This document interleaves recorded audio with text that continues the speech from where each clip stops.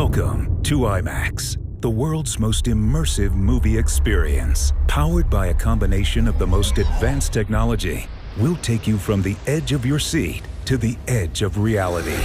Enjoy crystal clear images and colors so intense they will take your breath away in specially designed theaters that bring you closer to the movies you love.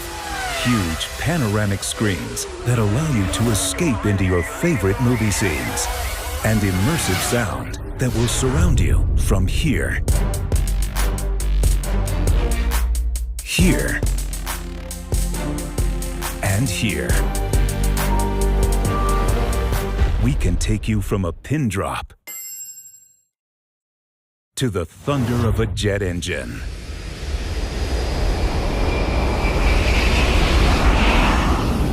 So, sit back and get ready to enjoy an unparalleled movie experience. IMAX. Never compromise.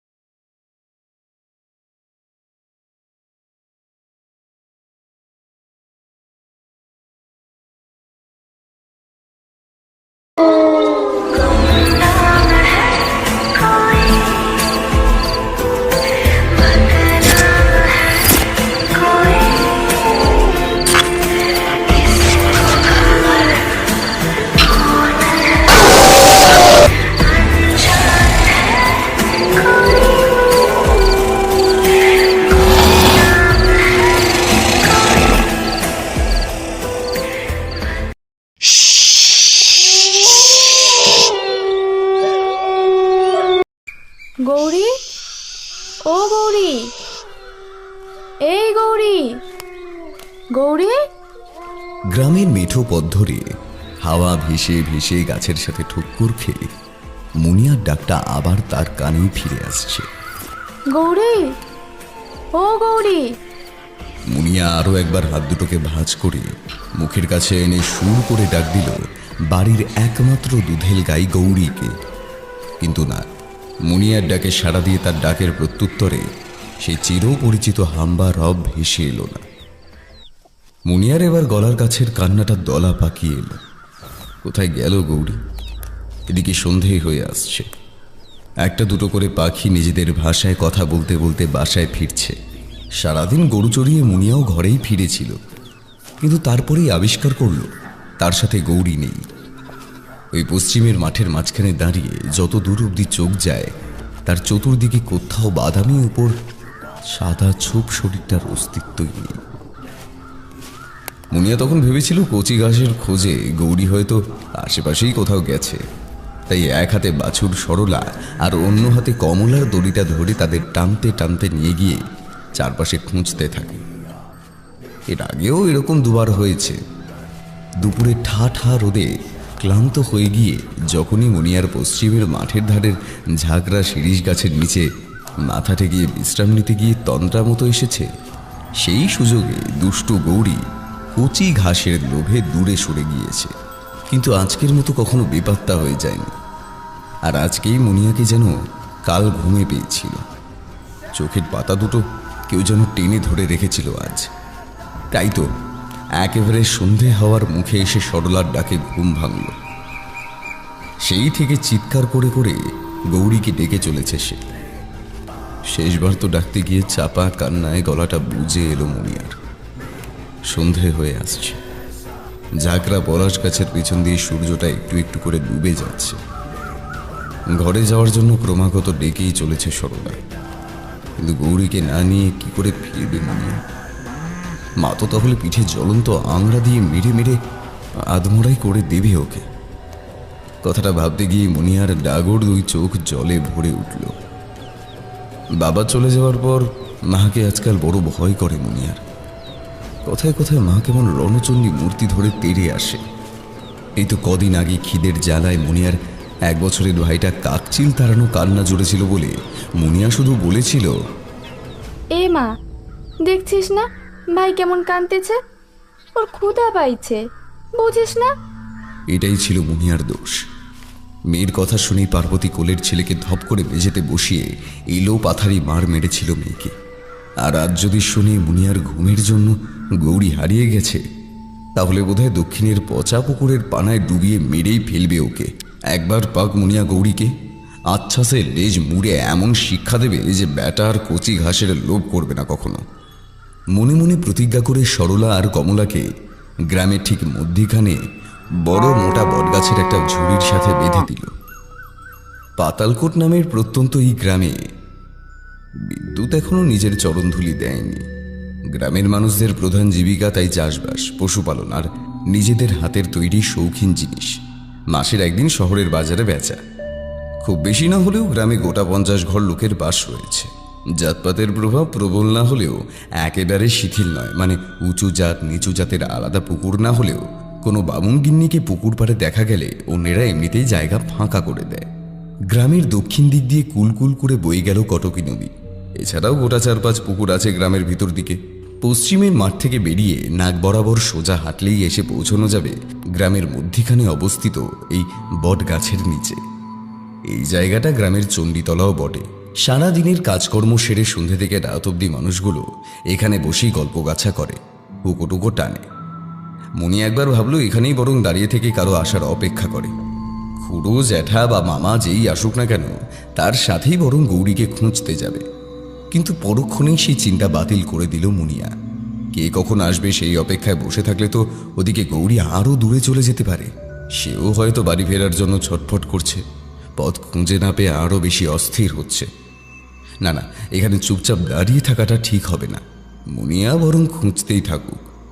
Sarala আর কমলাকে বটগাছের একটা ঝুড়ির সাথে ভালো করে বেঁধে আঙুল তুলে শাসিয়ে দিয়ে বলল, খবরদার যদি এখান থেকে 1 পাও নড়েছিস, চুপ করে দাঁড়িয়ে থাকবি এখানে। মুনিয়ার শাসানিতে সাড়া দিয়ে সরলা আর কমলা পর্যায়ক্রমে হাম্বার রব তুলে তার কথায় সম্মতি জানালো। বটগাছকে মাঝখানে রেখে চারিদিকে যে 4টে রাস্তা দেখে গিয়েছে, মুনিয়া ঠিক করলো সেই রাস্তা ধরেই এগিয়ে সবার বাড়িতে গিয়ে গৌরীর কথা জিজ্ঞেস করবে। সেই মতো মুনিয়া যেদিক মুখ করে দাঁড়িয়েছিল ঠিক তার উল্টো দিকে ঘুরে বটগাছের দক্ষিণ পূর্ব রাস্তাটা ধরে এগিয়ে গেল। কিন্তু প্রতিটা বাড়িতে গিয়ে গৌরীর কথা কেউ তাকে দেখেছে কিনা সে কথা জিজ্ঞেস করেও কোনো সদুত্তর পেল না সে। মনমরা হয়ে মুনিয়া আবার আগের জায়গায় ফিরে এলো। ঠিক এই সময় দক্ষিণ পশ্চিমের রাস্তাটা ধরে মুনিয়া মঙ্গল কাকাকে চণ্ডীতলার দিকে আসতে দেখল। একটা আশার আলো জ্বলে উঠল মুনিয়ার চোখের সামনে। ওই দিক থেকে কাকা আসছে, মানে কাকা হয়তো গৌরীকে দেখেছে। কিরে মুনিয়া, এই ভর সাঁঝের বেলা গরুগুলানরে নিয়ে বটতলায় দাঁড়িয়ে আছিস কেনে? যা ঘরকে যা। কাকা, ও কাকা গো, আমার যে সব বোনাস হয়ে গেল গো। ডুকরে কেঁদে উঠে বলল মুনিয়া, গৌরীরে কোথাও খুঁজে পাচ্ছি না। সেই কখন থেকে সব জায়গায় খুঁজছি, কিন্তু তার টিকিট দেখাও পাচ্ছি না। তুমি তো ওই দিক দিয়ে এলে, ওপাশের বিলের মাঠে কি দেখতে পেলে গৌরীকে? হ্যাঁ, কচি ঘাসের লোভে পোড়ামুখ ওদিকে যায়নি তো? অসহায় মুনিয়া কেঁদে উঠে বলে, এবারে কি হবে কাকা? মা তো আমার মেরে ফেলবে। ধুলোর উপরেই হাঁটু গেড়ে বসে দু হাত মুখে ঢেকে কেঁদে ফেলল মুনিয়া। চিন্তিত মুখে তার সামনে দাঁড়িয়ে রইল মঙ্গল। সত্যি তো, এ বড় সমস্যার কথা। অসহায় এই পরিবারটির একমাত্র ভরসা যে এই গরুগুলোই। আচ্ছা গৌরী আবার ফিরে যায়নি তো রে? দেখা গেল তুই এখানে তারে খুঁজে মরছিস, আর সে বেটা সেখানে গোয়ালে সে দিয়ে রয়েছে। একবার বাড়ি গিয়ে দেখ না কেন। মুখ থেকে হাত সরিয়ে জল ভরা চোখে বলে উঠল মুনিয়া। আর যদি সে সেখানে না থাকে, আর যদি গৌরী বাড়ি না গিয়ে থাকে, তখন তো মায়ও সব জেনে যাবে, আর আমার পিঠে চেলা কাঠ ভাঙবে। সত্যি তো, এই দিকটা তো ভেবে দেখেনি মঙ্গল। স্বামী চলে যাওয়ার পর গায়ের সবাই পার্বতীকে সমঝে চলে তার মেজাজের জন্য। এখন এই অভাগা মেয়েটার যে কি গতি করবে ভাবলেই ভয় করছে মঙ্গলের। ওই উত্তর পূব দিকখানা দেখলি? ওই দিকটা? একটা ঢোক গিলে নেয় মুনিয়া। ওই দিকটায় কি গৌরী যাবে? ওদিকে যে ডাইনি থাকে গো মঙ্গল কাকা। এবার বিরক্তিটা গোপন করার চেষ্টা না করেই বলল মঙ্গল। আহা, সেটা তুই জানিস, সেটা আমি জানি। গৌরী কি জানে না বোঝে? একবার গিয়ে দেখে আসতে ক্ষতি কি? যা, হয়তো গিয়ে দেখলি সেখানেই রয়েছে তোর আদরের গৌরী। আমি একা যাব? তুমিও চলো না আমার সাথে। আমি যদি তোর সাথেই যাব, তবে তোর বাড়ি গিয়ে গৌরীর খোঁজটাকে নিবে শুনি আমার মরা শ্বশুর। আর ওদিকে যা ঝোপঝাড় রয়েছে, গৌরী গেলেও বেশি দূর হয়তো এগোতে পারেনি। তোকে বেশি ভেতরে যেতে হবে না। যা, চট করে দেখে আয়, আমিও তোর বাড়ি হয়ে আসি। মঙ্গল কাকার অভয়বাণীতেও মুনিয়ার ভয় পুরোপুরি দূর হলো না। কপালে হাত ঠেকিয়ে মনে মা তারাকে ডেকে উত্তর পূর্বের রাস্তাটার দিকে পা বাড়ালো মুনিয়া।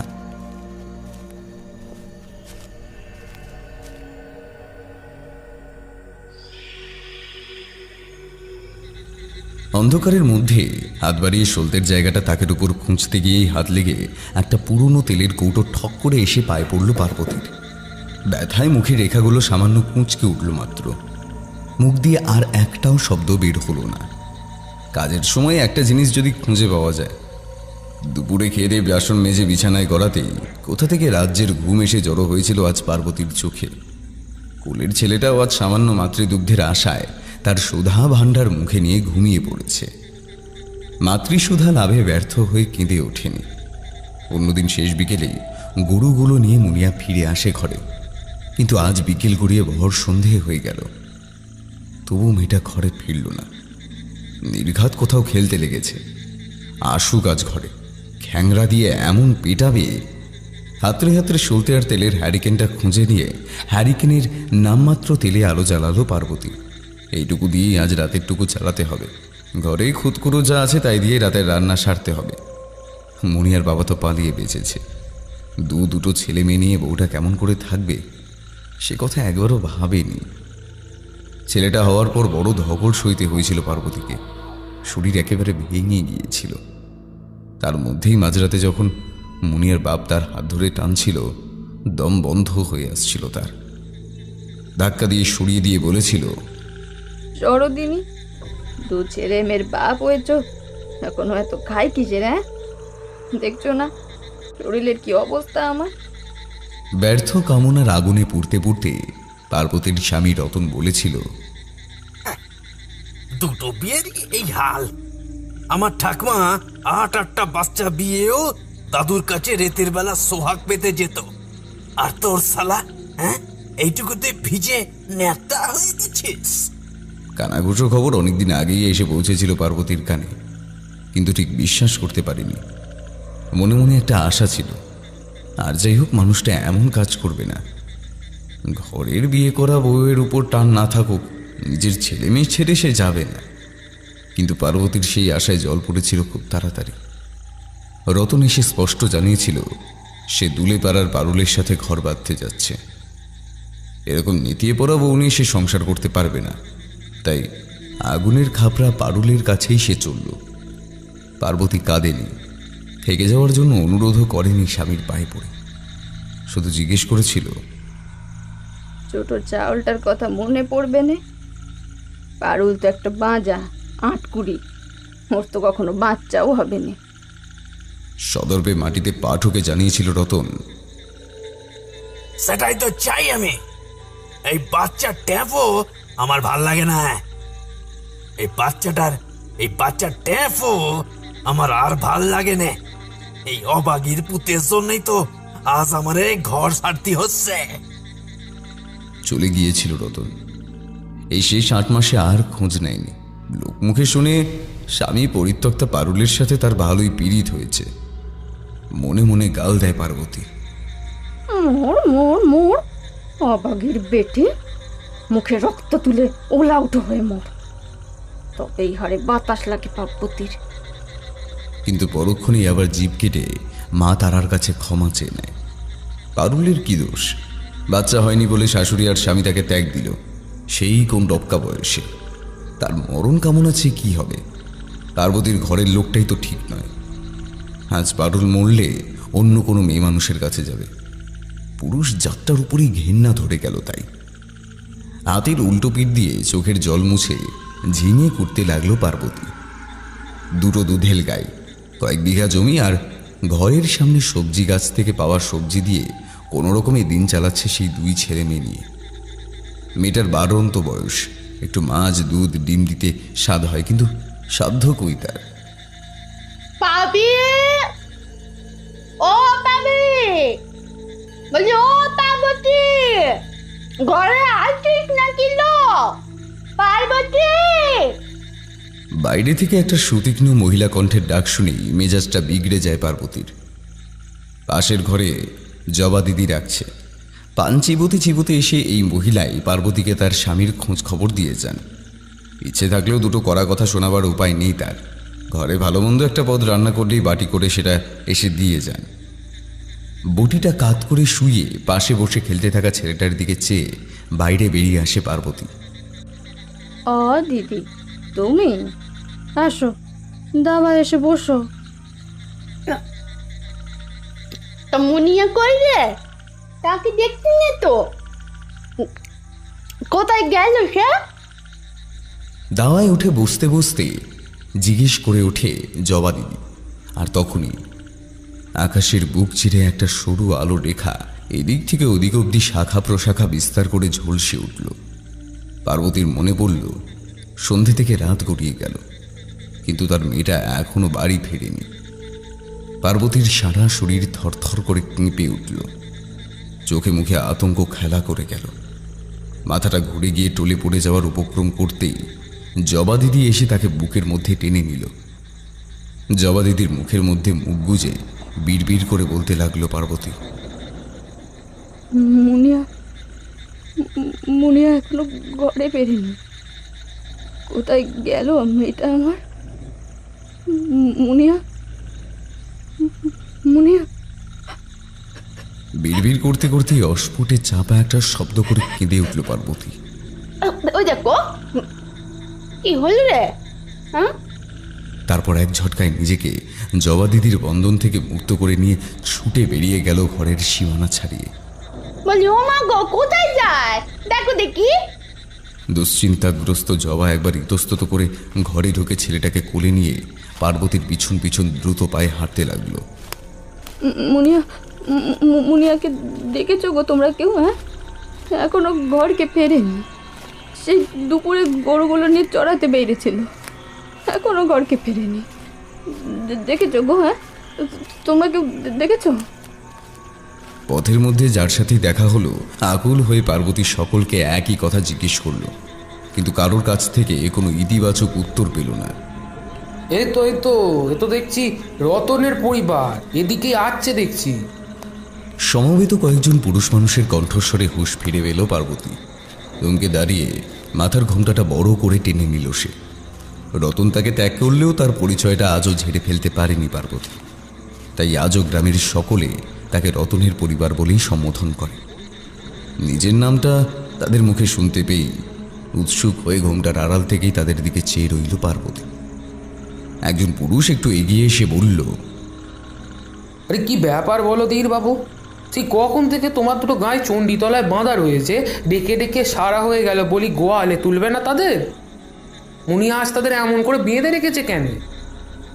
মুনিয়া মীর নামটা শুনে চোখ উপচে আবার জল এলো পার্বতীর। মুখে আঁচল চেপে বলল, মুনিয়া কোথায়? কেউ তাকে দেখেছেন আপনারা? সে দুপুরবেলা বেরিয়েছে গরু নিয়ে, এখনো ঘরকে পেরেনি গো। উপস্থিত জনতা এবার নিজেদের মধ্যে গুঞ্জন শুরু করে, ঘরে ফেরেনি, এ কি সর্বনেশে কথা। আশেপাশের ঘরগুলো থেকেও বৌঝিরা রাতের রান্না ফেলে উকি মারতে লাগলো। একজন বললেন, এখনো ঘরে ফেরেনি? এ কি অনাসৃষ্টি কাণ্ড! আরে তোমরা দাঁড়িয়ে আছো কেন গো ঠাকুরপোড়া? যাও যাও, খুঁজে দেখো মেয়েটা কোথায়। ও পার্বতী, জবা দিদি, তোমরা আমার ঘরে এসে বসো। ও বিজু, যা তো বাপ, চণ্ডীতলা থেকে গরুগুলোকে খুলে ওদের গোয়ালে রেখে দিয়ে আয়। বিজু মুখে একটা অদ্ভুত শব্দ করতে করতে সরলা আর কমলাকে নিয়ে চলে গেল। দাওয়ার খুঁটিতে হেলান দিয়ে বসে হু হু করে কেঁদে উঠল পার্বতী। কান্নার দমক সামলে নিয়ে বলল, আকাশে আজ এক ফালি চাঁদ নেই, আধারে যে আমার মেয়েটা বড় ডরায় গো। কোথায় গেল দিদি মুনিয়া? ভয়ার্ত গলায় বলে উঠল পার্বতীর জবা দিদি। ওমা, ও তো সর্বনেশে কথা তুই বলছিস পার্বতী। আমার যে মনেই ছিল না আজ কৌশিকী অমাবস্যা। গত 3 বছর ধরে কৌশিকী অমাবস্যার দিন কি হয় এই পাতালকোটে তুই জানিস না? কি মতে তুই আজ মেয়েটারে বেরোতে দিলি? তোর পরামে কি ডর নাই? জবা দিদির তীব্র ভর্ৎসনার প্রত্যুত্তরে একটা কথাও আর বলতে পারল না। গত 3 বছর ধরে কৌশিকী অমাবস্যায় যা ঘটে চলেছে এই পাতালকোটে, তা কি করে ভুলতে পারল পার্বতী? কোথায় আছে তার মেয়েটা? ডাইনির থানে যায়নি তো? বেঁচে আছে তো তার মুনিয়া?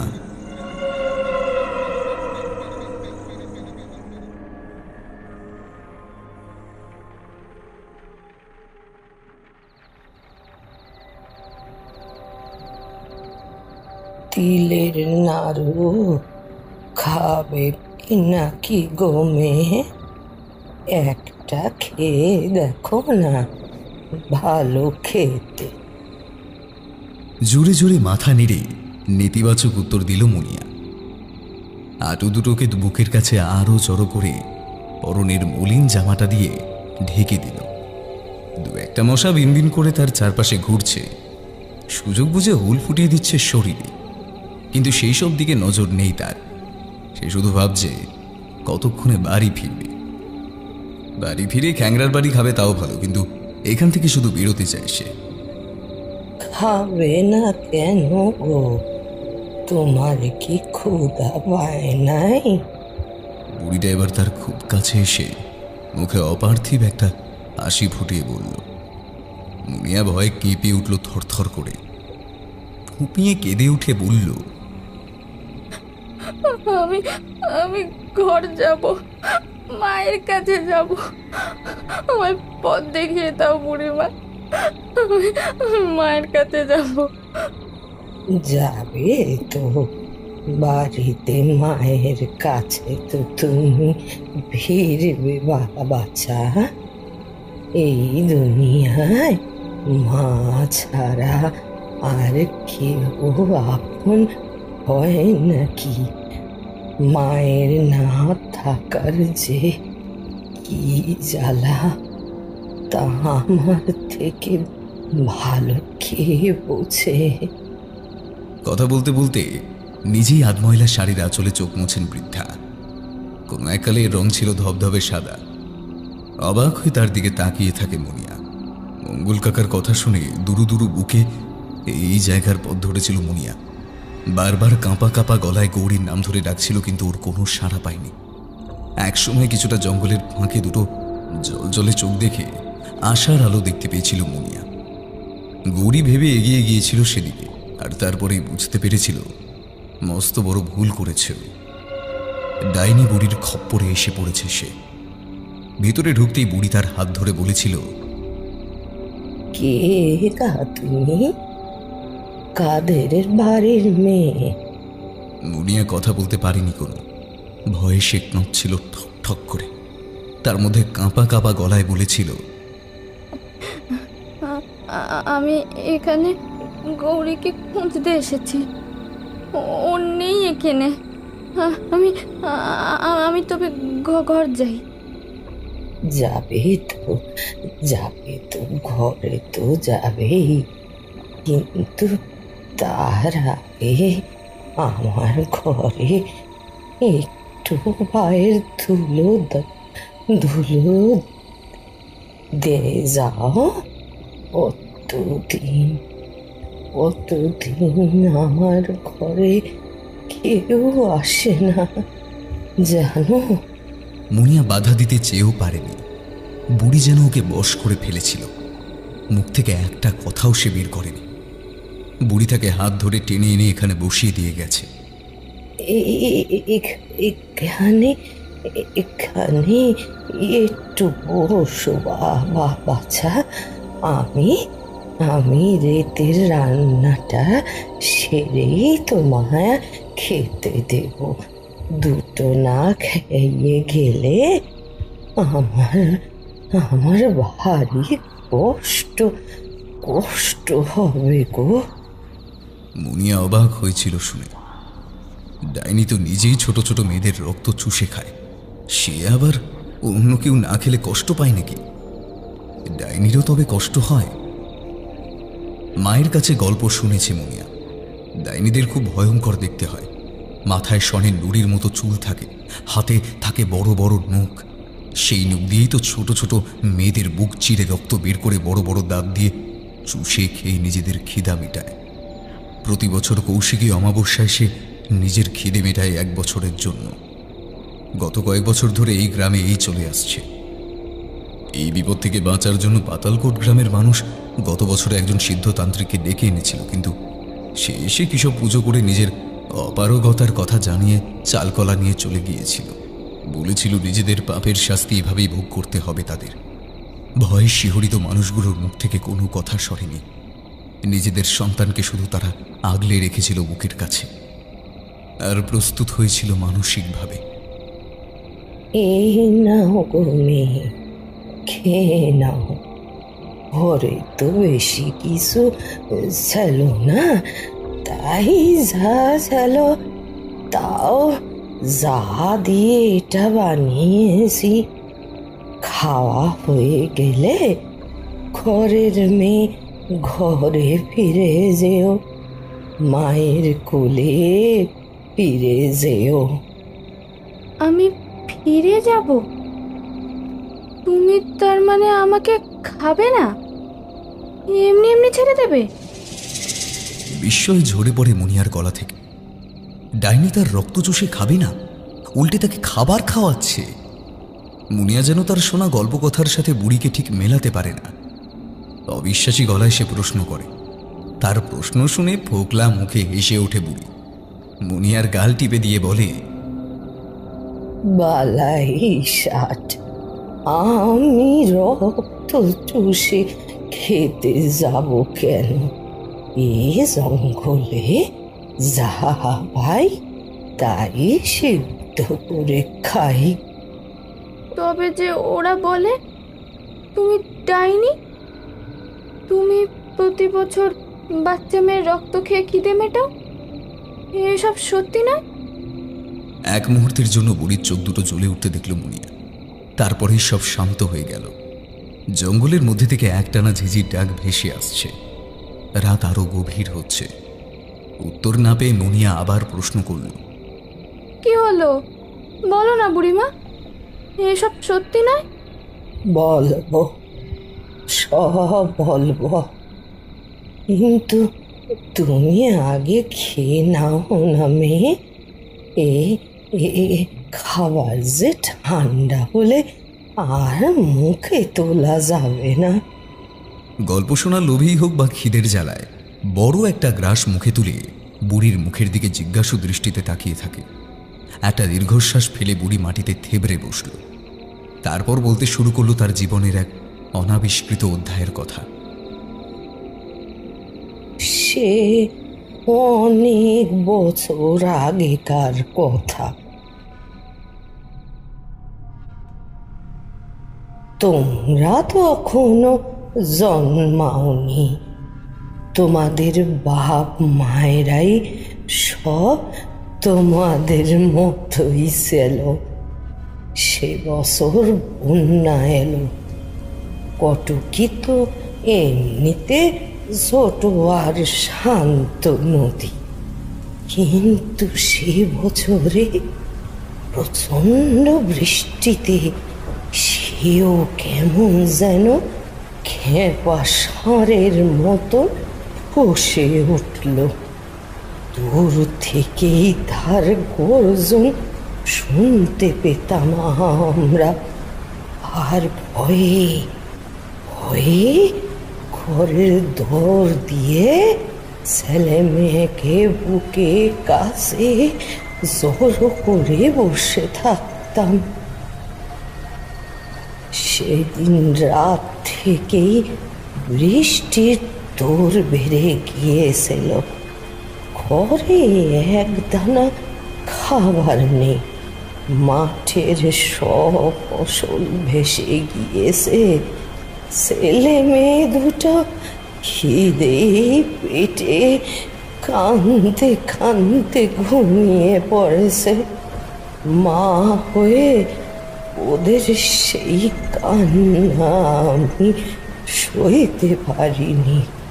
মাঝরাতে বৃষ্টির তোর একটু একটু কমতে মাথায় পরনের শাড়ির সেরা আঁচলটা দিয়ে মাথা ঢেকে বাইরে বেরিয়ে আসি।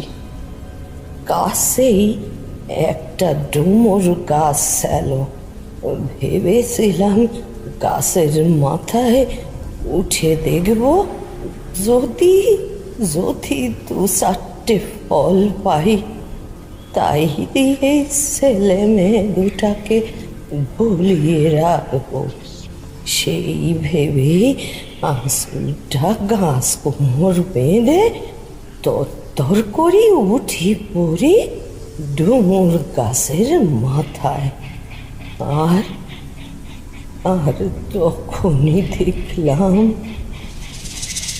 চোখ বন্ধ করে ফেলে বুড়ি, যেন পুরনো কোনো ভয়াবহ স্মৃতি এই মুহূর্তে আবার তার চোখের সামনেই সংগঠিত হচ্ছে। মুনিয়া খাওয়া থামিয়ে দেয়। শুকনো এঁটো হাতে সে বসে থাকে এক প্রকার নিঃশ্বাস বন্ধ করে। বুড়িকে চুপ করে থাকতে দেখে জিজ্ঞেস করে, কি দেখলে গো? বলো না, কি দেখলে তুমি? গভীর একটা নিঃশ্বাস নিয়ে বুড়ি চোখ খুলে বলে উঠল, দেখলাম কটকি নদী ফুলে ফেপে উঠল। হরকা একটা বান এনে সে আছড়ে ফেলল পাতাল পোটের উপরে। আমার ঘরে শুয়েছিল আমার দুই নারী সেরা ধন। ওদের বাপের সাথে ওদের জন্যে আমি ডুমুর নিতে এসেছিলাম। দেখলাম কটকি ভাসিয়ে নিয়ে গেল ওদের। ঘুমের মধ্যেই ওরা চলে গেল। নদীর ধারে আরো যে দু ঘর ছিল, তারা কেউ বাঁচেনি, কেউ না। শুধু আমি ডুমুর গাছের ডালে বসে বেঁচে গেলাম। বসে বসে দেখলাম নদীর পাড়ের তিনটে সংসার কেমন তাসের ঘরের মতো হুড়মুড়িয়ে ভেঙে গেল। কত গরু বাছুর সব সব হাসি গেল আমার চোখের সামনে দিয়ে। 3 দিন পর 3 দিন পর নেমে এলাম ডুমুর গাছের ডাল ছেড়ে। এই 3টে দিন কিছু খাইনি। খিদেতে পেট জ্বলছিল। যাদের ঘর ভেসে যায়নি তারা ক্ষত বিক্ষত হয়ে বসেছিল। তাদের সামনে গিয়ে আমি অক্ষত শরীর নিয়ে দাইরে হাত পেতে খাবার চাইলাম। ক্ষুধা কুড়া যা ছিল তা হয়তো পেতাম, কিন্তু আমার অক্ষত শরীরটাই কাল হলো। ওরা ভাবলো এসব সব কিছু আমি করেছি। নিজের স্বামী সন্তানকে খেয়েছি। তাদের গোয়ালের গরু বাছুরও খেয়েও খিদে মিটতে না মিটতেই ওদের কাছে এসে হাত পেতেছি। অবশ্য ওদের আর দোষ দেই না এখন। সর্বস্ব হারিয়ে খালি পেটে ওদের বিচার বোধ হাইরেছিল।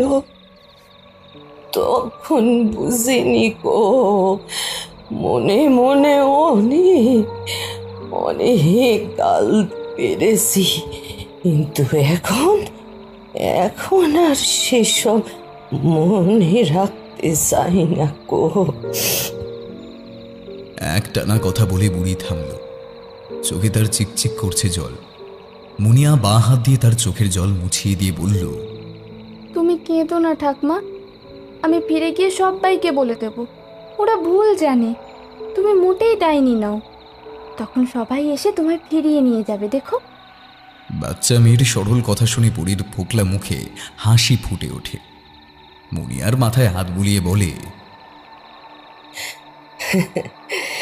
কাউকে কিছু বলতে হবে না গো মেয়ে। এই যে আজ তুমি আমার ঘরে এসে দুটি খেয়ে গেলে, আমায় ঠাকমা বলে ডাকলে, এটাই অনেক। তুমি আর এখানে থেকো না গো, রাত অনেক হলো। তোমার মা হয়তো কেঁদে কেঁদে সারা হচ্ছে। যাও বাসা, মায়ের কাছে ফিরে যাও। এটো হাত ধুয়ে বুড়ির কাছ থেকে বিদায় নিয়ে মুনিয়া যখন তার কুড়ের বাইরে এলো, তখন ঝিঝিদের ডাক আরো জোরালো হয়েছে। আকাশে আর চাঁদের দেখা নেই। আন্দাজেই পা ফেলতে লাগলো মুনিয়া, কিন্তু ঘরে আর তার ফেরা হলো না। তার আগে পেছন থেকে একটা বলিষ্ঠ হাত এসে চেপে বসলো তার চোখে মুখে। চিৎকার করতে চেয়েও ব্যর্থ হলো মুনিয়া। ধীরে ধীরে নিস্তেজ হয়ে পড়ল তার ছোট্ট শরীরটা।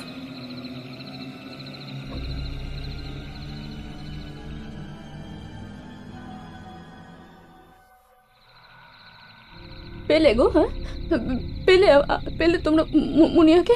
হ্যাঁ, কোথায় সে অতচ্চারি? কার পিছনে লুকিয়েছে সে? কই রে মুনিয়া, সামনে আয় আমার, আমি তোরে পিটবো না। একবার আয় না মা। মুনিয়াকে গ্রামের প্রতিটা কোনায় খুঁজেও তার সন্ধান পার্বতীকে এনে দিতে পারল না সমবেত পুরুষেরা। মাথা নিচু করে তারা এসে দাঁড়ালো পার্বতীর সামনে, কিন্তু ওদের ব্যর্থতার কথা বুঝেও বুঝতে চাইল না পার্বতী। পথের ধুলোর উপরই লুটিয়ে পড়ে কাঁদতে লাগলো সে। সন্তান হারানোর শোকে আকুল রমণীর কান্নার স্বরে মুখরিত হয়ে উঠল পাতালকোটের আকাশ বাতাস। জয়াদিদি পার্বতীকে বুকের মধ্যে জাপটে ধরে তাকে বৃথা সান্ত্বনা দেওয়ার চেষ্টা করতে লাগল। একটু আগেই যে সহৃদয় মহিলা পার্বতীকে নিজের দাওয়ায় বসতে বলেছিল, সেই এগিয়ে এসে জিজ্ঞেস করল, সব জায়গায় ভালো করে খুঁজেছিল তো ঠাকুরপো তোমরা? পশ্চিমের মাঠ, কটকের ধার, তারপর ওই উত্তর পশ্চিমের ওই পাশ, সব খুঁজেছ? সব দিকে গোড় খোঁজার মতো খুঁজেছি বৌঠান, কিন্তু মুনিয়া তো কোথাও নেই গো। শুধু উত্তর পশ্চিমে আর যায়নি। কেন যাওনি? মুনিয়া ওদিকে থাকতেই তো পারে। যাও এক্ষুনি ওদিক পানে তারে খুঁজে এসো। কি কইছো তুমি বৌঠা? ওদিক পানে দিনে মানেই লোক যায় না, আর তুমি কৌশিকী অমাবস্যার এই মিশমিশে কালো রাতে বলছো? তুমি কি জানো না ওদিক পানে কি আসে? জানি, খুব ভালো করেই জানি, আর জানি বলেই তো কইছি একটিবার ওদিক থেকে খুঁজে এসো তাকে। তোমরা তো আর কেউ কোজি খুকি নও যে সে তোমাদের কোনো ক্ষতি করবে। তোমরা এতগুলো জোয়ান মদ্য রয়েছ, ভয় কিসে? একটিবার যাও না ঠাকুরপো, দেখছো না পার্বতীটা কেমন আচারি পিচারি খাচ্ছে। জল ভরা চোখে কথাগুলো বলেই সে পার্বতীর দিকে দৃষ্টি আকর্ষণ করল। বাস্তবিক তখন পার্বতীর অবস্থা খুব খারাপ হয়েছে। তার হুঁশ জ্ঞান কিছুই আর অবশিষ্ট নেই। ক্ষণে ক্ষণেই সে মেয়ের নাম ধরে ডেকে উঠছে, আর তারপরেই জ্ঞান হারাচ্ছে। আমাদের মাফ করো বৌঠান, মুনিয়ারে আমরা সকলেই বড় ভালোবাসি, কিন্তু আমাদের ঘরেও তো ছেলে মেয়ে আছে না? ওদিকে গিয়ে যদি তার রোষের মুখে পড়ি, আমাদের ছেলে মেয়েগুলানারে কিছু করে। আর তাছাড়া মুনিয়া কি আর জানে না ওই দিকে কি আছে? জেনে শুনে সে কেন বিপদের মধ্যে পা বাড়াবে বলো দিকি? বরং আমার মনে অন্য একটা কথা এসেছে। উৎসাহ ভরা মুখ নিয়ে কথাটা বলেই সেই বৌঠানের দিকে তাকালো সে। চোখের ইশারায় সেই মহিলা উত্তর জানতে চাইলেন, কিন্তু তার আগেই দূর থেকে একটা গলার স্বর শুনে থমকে গেল তারা। কি হয়েছে? তোমরা সবাই এখানে জটলা করে আছো কেন? চণ্ডীতলায় কাউরে দেখতে না পেয়ে এখানে শব্দ শুনে এলাম। রতন দাদা, কি হয়েছে গো? কোনো আপদ বিপদ হলো নাকি? মুনিয়ার মঙ্গল কাকার কথা শুনে সকলেই অবাক হয়ে তার দিকে তাকালো। সত্যি তো, এই যে গায়ে এত কিছু হয়ে গেল, কই মঙ্গলকে তো একবারও দেখা যায়নি। কোথায় ছিল? মুনিয়ার হারিয়ে যাওয়ার কথা বলার সাথে সাথে নিজেদের মনের সন্দেহের কথাও রতন ব্যক্ত করতে ভুলল না। রতনের কথা শুনে মঙ্গলের কপালের ভাঁজগুলো আরো স্পষ্ট হয়ে উঠল। উদ্বিগ্ন গলায় সে বলল, কি বলছো গো তুমি রতন দাদা? তুমি এখনো বাড়ি ফেরেনি? গৌরীকে কি তবে খুঁজে পাইনি? কি বলছিস বলতো তুই মঙ্গল? আমরা তো কেউ কিছুই বুঝতে পারছি না। তোর সাথে মুনিয়ার দেখা হয়েছিল কখন, কোথায়? উত্তেজনায় এক প্রকার চিৎকার করেই বলে ওঠে রতন। সমবেত সকলের দিকে তাকিয়ে মঙ্গল তারপর আর তার মুনিয়ার কথোপকথন পুরোটাই তুলে ধরল। কিন্তু ডাইনি নিয়ে এদের মধ্যে যে কুসংস্কার ছড়িয়ে আছে, সেই বিশ্বাসে আঘাত পড়বার ভয় এড়িয়ে গেল সেই বিশেষ কথাটা। আমরা সকলেই এখানে রয়েছি। মুনিয়ারে নিয়ে সারা গ্রামে তোলপাড় হয়ে গেল। তুমি কোথায় ছিলে মঙ্গল ঠাকুরপো? গ্রামে সবাই জড়ো হলো, আর তুমি ছিলে কোথা? পার্বতীকে দাওয়ার একটা খুঁটিতে হেলান দিয়ে বসিয়ে জিজ্ঞেস করে জবা দিদি। আর বলো কেন বউটা? সন্ধ্যা মানে তোমাদের বোনের বাপ এসেছে তাকে নিয়ে যেতে। তিনি হলেন গিয়ে আবার পাল জ্বরের রুগী। এসে থেকে কোঁ কোঁ করে কাঁপতে কাঁপতে চাদর মুড়ি দিয়ে শুলেন। সেসব সামলাতে গিয়ে আর এদিকের কথা জানতে পারিনি। তা মুনিয়া তো গৌরীরে খুঁজতেছিল। আমি তাদের বাড়ির বাইরে থেকে গোয়ালের দিকে উকি মেরে দেখনু। যারে পাগলের মতো মুনিয়া খুঁজতেছে সে গোয়ালে এসে গেছে নিজে থেকে। আমি ভাবনু একটু পরেই মুনিয়াও ফিরে যাবে। কিন্তু এখনো তো সে ফেরেনি গো। এতটা রাত হয়ে গেল, আর কি সে ফিরবে? শেষের কথাটা পার্বতীর কান বাঁচিয়ে বলল জয়া দিদি। কথাটা বলার সময় তার গলার স্বর কেঁপে গেল। গলার স্বরের সেই কম্পন এক অজানা ভয়ের ইঙ্গিত দিয়ে গেল সকলের মধ্যে। গত কয়েক বছরে কৌশিকী অমাবস্যার দিনেই হারিয়ে গেছে একটি করে মেয়ে। তাদের আর কোনো খোঁজ পাওয়া যায়নি। এই গ্রামেই বহুদিন আগে থেকে ডাইনি হিসেবে এক মহিলাকে চিহ্নিত করে তাকে আলাদা করে দিয়েছে তারা। সকলেই বিশ্বাস করে এত বছর পরে সেই জাগ্রত হয়ে একটি করে তাজা প্রাণের বিনিময়ে নিজের ক্ষুধা মেটাচ্ছে।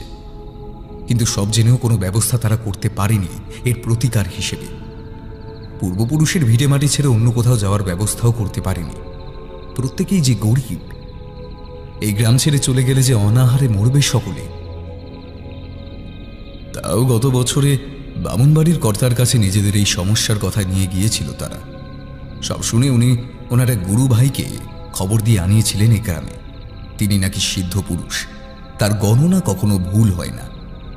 অনেক আশা নিয়ে এই বিপদ থেকে উদ্ধার পাওয়ার জন্য অপেক্ষা করেছিল ওরা, কিন্তু পাতালকোটের মাটিতে পা দিয়েই তার চোখ দুটি আতঙ্কে বড় হয়ে গিয়েছিল। সব হয়ে হাত নেড়ে উনি বলেছিলেন অনেক উচ্চস্তরের প্রেত সাধনা করে তাকে নামিয়ে আনা হয়েছে এই গ্রামের মাটিতে। এর থেকে উদ্ধার পাওয়ার মন্ত্র তার জানা নেই। সেই থেকে একটু একটু করে হতাশায় ডুবে গিয়ে বেঁচে আছেন মানুষগুলো। নিজেদের ভবিতব্য মেনেই নিয়েছেন তারা। তাই তো আজ জয়া দিদির কথা শুনে প্রত্যেকেই মাথা নিচু করে দাঁড়িয়ে আছে। তোমরা সকলে আগে থেকে এখানে খারাপটা ভেবে নিচ্ছ বলতে পারো? এমনটাও তো হতে পারে সে মায়ের ভয়ে মেয়ে বাপের কাছে গিয়ে লুকিয়েছে। মুনিয়া তো বাপের বড় ন্যাওটা ছিল, একবার তার কাছে গিয়ে খোঁজ নিলে হয় না? কেন মিথ্যে আশা দিচ্ছ ঠাকুরপো? তুমিও জানো আর আমরা সকলেই জানি সে মেয়ে তার বাপের কাছে যায়নি। সে আর ফিরবে না কখনো, আর সে ফিরবে না মায়ের কোলে।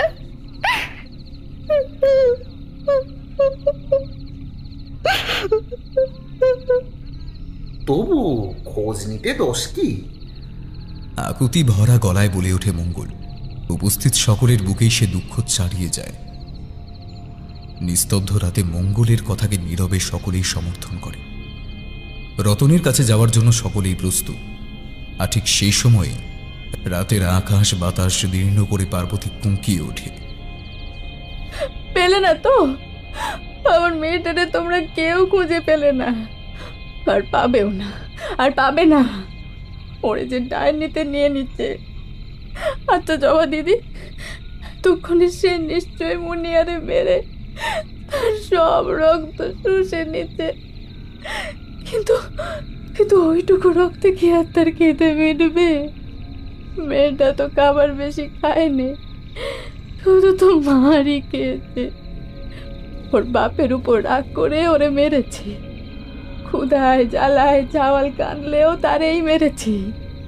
ও দিদি, আমি কি একবার যাবো ডাইনির টানে?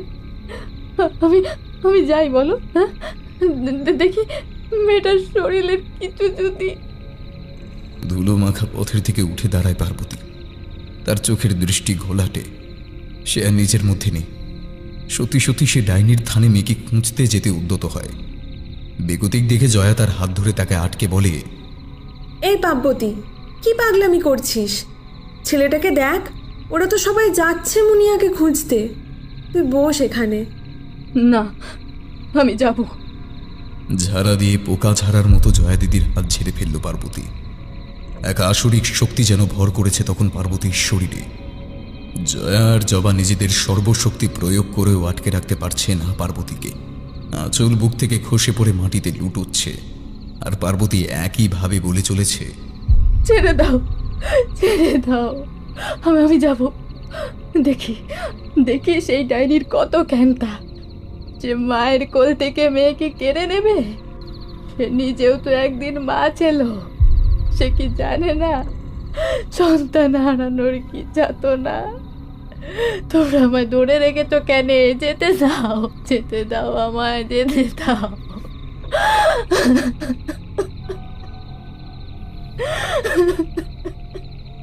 এমনিতেই অমাবস্যার জন্য প্রকৃতি আজ থম মেরে রয়েছে। তার উপর সদ্য ঘটা এই দুর্ঘটনায় সকলেই আতঙ্কিত।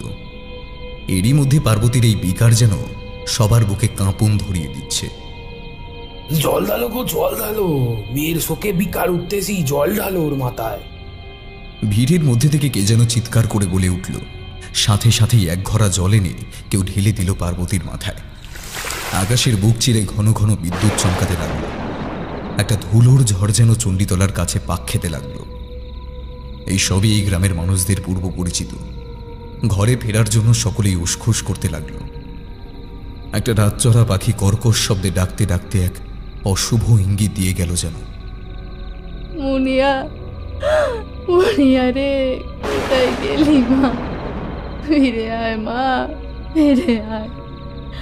আমার যে তোরা ছাড়া কেউ নেই মা। ফিরে আয় মা, ওই মায়ের বুকে ফিরে আয় মুনিয়া, ফিরে আয়। নিজের শরীরের সর্বশেষ শক্তি দিয়ে চিৎকার করে উঠল পার্বতী। সন্তানহারা সেই মায়ের আকুল স্বরে কেঁপে উঠল উপস্থিত সকলে।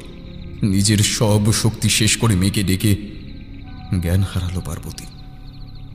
দূরে অজানা কারো এক কুটিরে শুয়ে মায়ের ডাক শুনে নীরবে চোখের জল ফেলল মুনিয়া।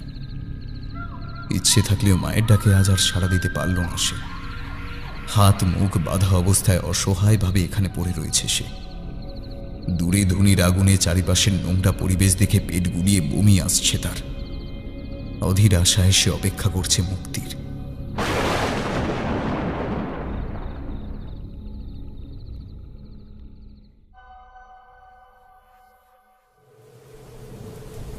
আকাশে আজ মেঘ করেছে।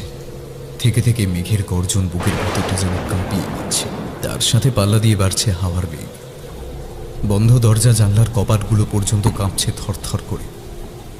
নড়বড়ে দরজার ফাঁক ফোকর দিয়ে ঢুকে আসা বাতাসে টিমটিম করে জ্বলতে থাকা প্রদীপের শিখা কেঁপে উঠলেও ধনির আগুনে সে কোনো প্রভাব বিস্তার করতে পারছে না। একটু দূরে নোংরা মেঝেতে কাঁধ হয়ে শুয়ে রয়েছে মুনিয়া। তার মুখে একটা ততোধিক নোংরা উৎকট গন্ধযুক্ত কাপড় গুঁজা রয়েছে। হাত দুটো পিচমোড়া করে বাঁধা থাকার জন্য টনটন করছে। সেই যন্ত্রণায় চোখে জল এসে যাচ্ছে তার। একটু আগেই নিজের যন্ত্রণার কথা গুঙিয়ে জানান দিতে গিয়ে অকথ্য ভাষায় গালাগাল শুনেছে সে আজন্ম পরিচিত মঙ্গল কাকার মুখ থেকে। ধুনির উজ্জ্বল আগুনে মঙ্গল কাকার মুখটা যেন কেমন চকচক করছে। এই মানুষটাকে মুনিয়া চেনি না। তার কপালের বড় সিঁদুরের টিপটা ঘামে ভিজে জবজব করছে। বুড়িমার কুড়ে থেকে বেরিয়ে মুনিয়া যখন বাড়ির পথ ধরেছিল তখনই একটা বলিষ্ঠ হাত এসে চেপে বসেছিল তার নাকে মুখে। বেশ কিছুক্ষণ নিজেকে মুক্ত করার ব্যর্থ প্রচেষ্টা চালিয়ে জ্ঞান হারিয়েছিল মুনিয়া। জ্ঞান ফেরার পর নিজেকে আবিষ্কার করেছিল এই কুড়ে ঘরে। প্রথমে চিনতে না পারলেও পরে ধুনির স্বল্প আলোতে চিনতে পেরেছিল ওর পা বাঁধা আছে যে কাপড়টা দিয়ে সেটা আসলে ঋতুর জামা। সেই ঋতু যার সাথে গত কৌশিকী অমাবস্যার আগে অবধি কিতকিত ডাঙ্গুলি খেলত সে। তারপর গত বছরের কৌশিকী অমাবস্যায় সে একদিন হারিয়ে গেল। আজ তার পরনের জামাটা মুনিয়ার পায়ের বেড়ি হয়ে রয়েছে। কি একটা দুর্বোধ্য ভাষায় মন্ত্র উচ্চারণ করে চলেছে মঙ্গল কাকা। মুনিয়া তার এক বর্ণ বুঝতে পারছে না। এত কিছু সে বুঝতেও চায় না। সে শুধু ঘরে ফিরতে চায়, মায়ের কাছে, ভাইয়ের কাছে, গৌরীর কাছে ফিরতে চায়। অতি কষ্টে মাথা ঘুরিয়ে ঘুরিয়ে সে ঘরের চারপাশে চোখ বোলাতে লাগল। যেটুকু দৃষ্টিগোচর হলো তাতেই সে দেখল সারা ঘরময় ছড়িয়ে রয়েছে হাড়গোড়, পাখির পালক আর কোনো জানোয়ারের লোক। ভয়ে চোখ বন্ধ করে ফেলল মুনিয়া, যেন এইভাবেই সে ভয়ঙ্কর পরিস্থিতি দেখে নিজেকে লুকিয়ে ফেলতে পারবে। বাইরে হাওয়ার বেগ বাড়ছে আর তার সাথে পাল্লা দিয়ে বাড়ছে বৃষ্টির তোর। একসময় অনুভব করল মুনিয়া তার হাত ও পায়ের বাঁধন খুলে যাচ্ছে। শরীরের সব বাঁধন খুলে দিয়ে মঙ্গল তাকে এক হ্যাচকা টানে বসিয়ে দিয়েছিল। মুখের বাঁধন খুলতেই মুনিয়া কেঁদে উঠে বলেছিল, তুমি তুমি কেন আমার এখানে নিয়ে এলে মঙ্গল কাকা? আমি আমি ঘর যাব, মায়ের কাছে যাব, আমারে যেতে দাও, মায়ের কাছে যাব।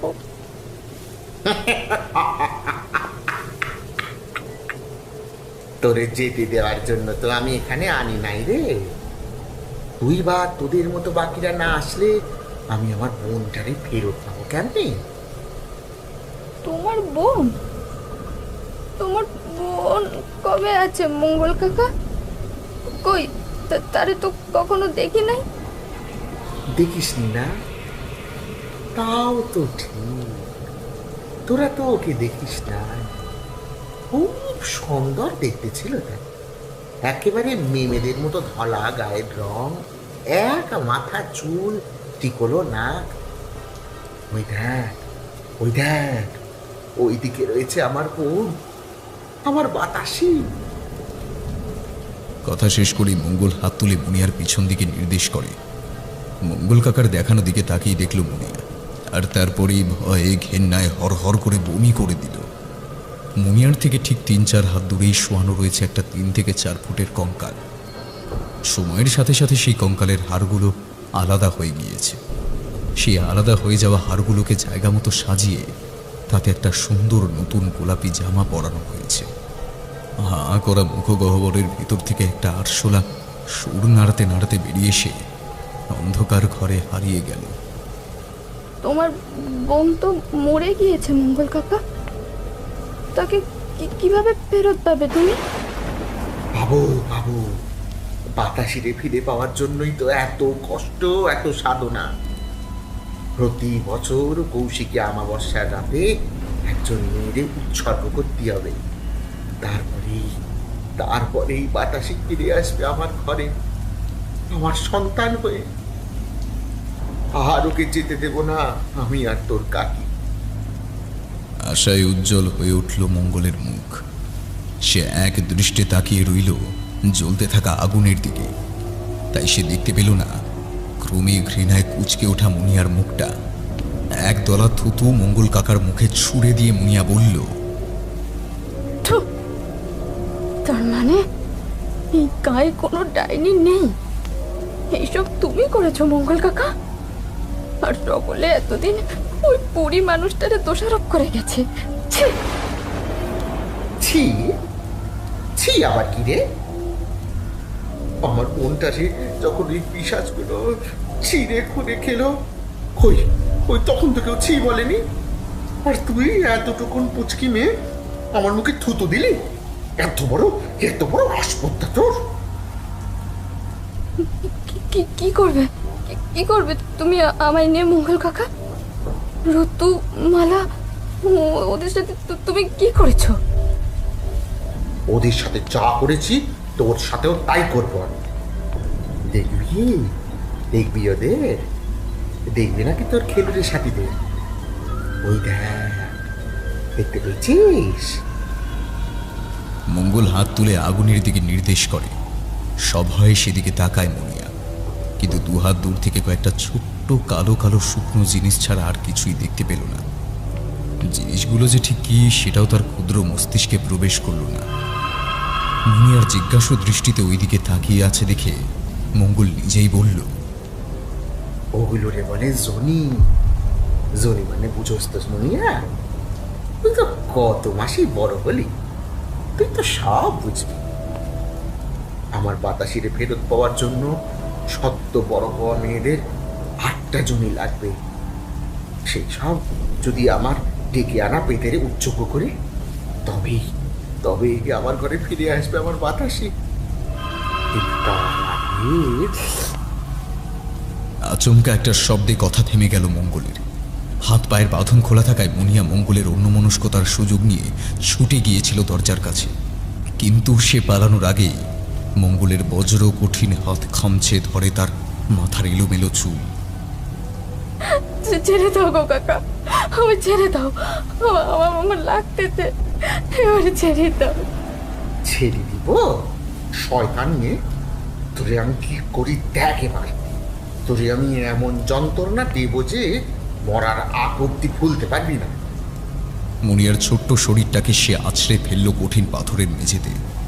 ব্যথায় কোকিয়ে উঠল মুনিয়া, জোরে চিৎকার করে মাকে ডেকে উঠল। কিন্তু এই ঝড়ের রাতে কেউ ওর চিৎকার শুনতে পেল না। তোর আগের গুলা ভীতু ছিল, মন্তর পড়া জল খাওয়া নেই, তারা সব মিয়ানো মুড়ির মতো ন্যাথায় পড়তো। তখন কাজ করা অনেক সোজা হতো, কিন্তু তোর দেখছি অনেক তেজ। আয় একটু ঠান্ডা করে। মঙ্গল কাকার কথাগুলো শুনে ভয়ের একটা চোরা স্রোত মুনিয়ার শির দ্বারা দিয়ে নেমে যায়। দূরে কোথাও কতগুলো কুকুর সুর করে কেঁদে উঠে আসন্ন এক অমঙ্গলের ইঙ্গিত দিয়েই থেমে যায়। জল ভরা চোখে মুনিয়া মঙ্গলের দিকে ফিরে তাকায়। দেখে কোমরের কষি আলগা করে তার আজন্ম পরিচিত মঙ্গল কাকা কেমন লোভাতুর দৃষ্টি মেলে তার দিকে তাকিয়ে আছে। মঙ্গলের নগ্নতা আর উদ্ধত পুরুষকার দেখে মুনিয়া নিজের ষষ্ঠ ইন্দ্রিয় দিয়ে বুঝতে পারে তার চরম ক্ষতি হতে আর বেশি দেরি নেই। বাইরে বৃষ্টি থেমে গেছে, ঝোড়ো হাওয়ার দাপটও আর নেই। বাইরের পরিবেশ কেমন থমথমে হয়ে গেছে। মুনিয়া নিঃশব্দভাবে মেঝেতে ঘষে ঘষে পিছিয়ে যাওয়ার চেষ্টা করছে। বাঁচার জন্য আর কোনো আকুতিও ঝরে পড়ছে না ওর গলা থেকে। আয় না, পিছিয়ে যাচ্ছিস কেন? আর একটুখানি তো ব্যাপার। তুই শেষে মুনিয়া, তোকে ভোগ করে তোর জমি পেতেরে উৎসর্গ করলেই বাতাসি আমার ঘরে জন্ম নেবে। ওকে আবার কোলে নেওয়ার জন্য, আমার বুকে জড়িয়ে আদর করার জন্য আমার যার একটুও তর্স হয়েছে না রে। আয় আয় মুনিয়া, আমার কাছে আয়।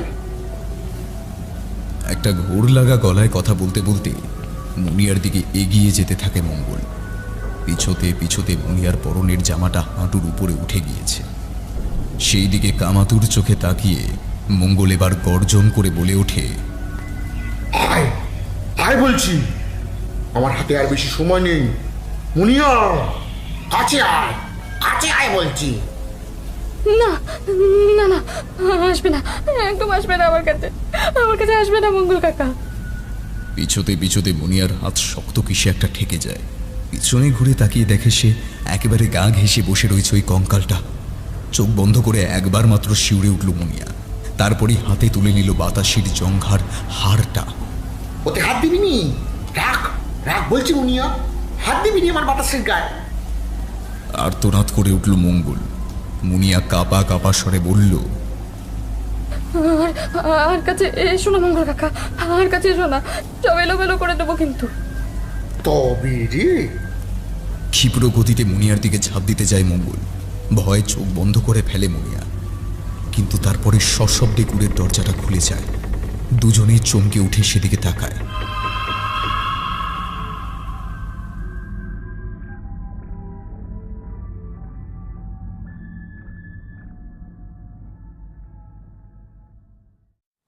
নরবরে চৌকিটার একপাশে চিন্তিত মুখে বসে আছে মুনিয়ার রতন। দাওয়ার পাশেই এক পালি রান্না করার যে জায়গাটা রয়েছে, সেখান থেকেই এক ঘটি জল গড়িয়ে এনে তার হাতে দিল কুসুম। রতন তার দিকে না তাকিয়ে ঘটিটা দিয়ে ঢক ঢক করে পুরো জলটা গলায় ঢেলে নিল। কিছুটা জল তার চিবুক বেয়ে গড়িয়ে পড়ল নগ্ন ঊর্ধ্বাঙ্গের উপর। কুসুম নিজের চাপার কলির মতো সরু আঙুল দিয়ে তা মুছিয়ে দিতে গেল, কিন্তু রতন অত্যন্ত বিরক্ত ভরে তার হাতখানি ঠেলে সরিয়ে দিল দূরে। রতনের দিকে একটা জ্বলন্ত দৃষ্টি হেনে দুমদুম করে পা ফেলে ঘর থেকে বেরিয়ে গেল কুসুম। গায়ের মানুষগুলো যখন নিজেদের লাজ লজ্জা বিসর্জন দিয়ে কুসুম আর রতনের নিভৃত বাসের এই ঘরের বাইরে এসে দাঁড়িয়েছিল, ঘরের ভিতরে তখন ওরা নিজেদের শরীর আবিষ্কারে মত্ত ছিল। মাসের বিশেষ কয়েকটা দিন কুসুম তাকে নিজের কাছে ঘেঁষতে দেয় না। এই কটা দিন শরীরে মনে বহুক্ষুর মতো খিদে নিয়ে উপোস করেই থাকতে হয় রতনকে। সেই সব দিনের পরে তাই রতনের মতো পুরুষের দামাল হয়ে ওঠাটাই স্বাভাবিক। তবুও যখন বাইরে সমবেত স্বরে নিজের নাম ধরে ডাকটা শুনতে পেয়েছিল, এক অজানা আশঙ্কাতেই বুকটা কেঁপে উঠেছিল রতনের। সমস্ত উত্তেজনা নিভে গিয়েছিল এক মুহূর্তেই। কুসুমের শরীর থেকে নিজেকে মুক্ত করে যখন উঠে দাঁড়িয়েছিল রতন, কুসুম তার হাত আঁকড়ে ধরে নখ বসিয়ে দিয়েছিল তাতে। তবু রতনকে বাঁধতে পারেনি।